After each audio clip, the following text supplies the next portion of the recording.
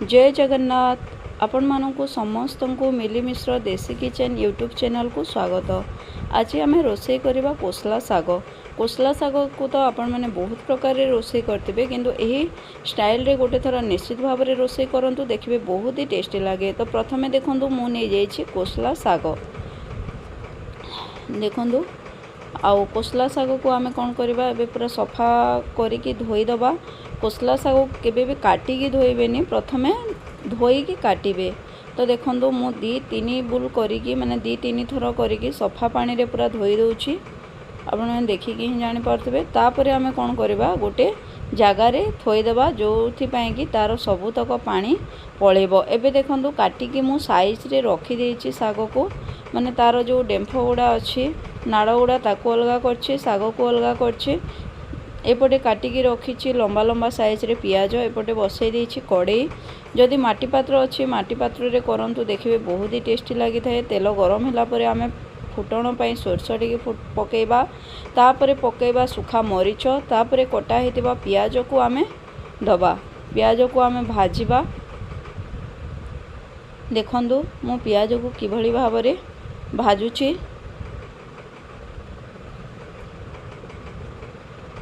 पियाज को एभरी भाव में भाजतु। जेतेबेले पियाज टिके ब्राउन कलर हो जिवो, देखंतु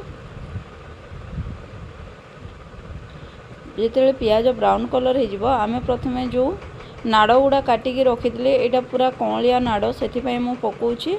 नाड़ को प्रथमे टिके पकेइबे।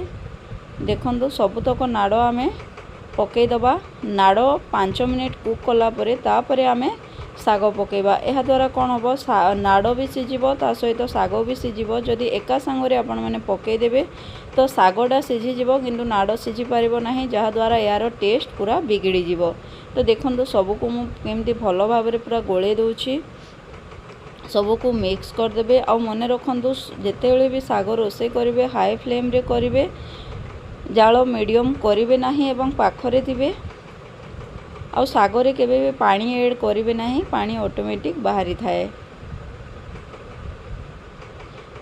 आउ गोटे कथा सब बेले लुणटा लास्ट रे पकेबे। लास्ट रे पकेबा द्वारा आमे जानि परिबा जे केते लुण पड़िबो। जदि आपण माने फास्ट लुण पकेबे ताले जणा पड़ेनी एतिकी सागरे केते लुण पड़िबो बोली। लास्ट रे पकेले लुण रे थिबा आयोडीन मध्ये हमकु मिलिबा सहित आमे ठीक से जानी परिबा केते परिमाण रो लुण पड़िबो। तो देखंतु एबे मु लुण पकेले। लुण पकेला परे मध्ये टिके ताको भलो भाबरे घांटीबा। लुण पकेला परे देखिबे टिके पानी अंश आहुरी बाहरी जिवो।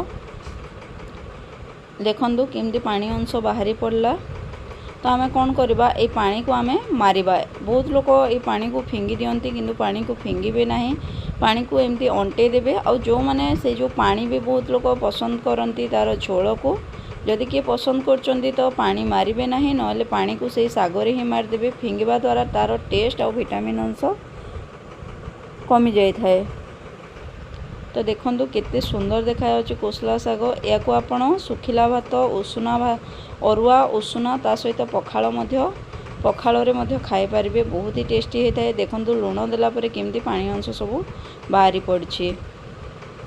तो एबे हमर रेडी हो गला कोसला साग। आमे गरम गरम सर्व करबा। वीडियोटी भल लागिथिले लाइक शेयर और सब्सक्राइब करिवे। जय जगन्नाथ।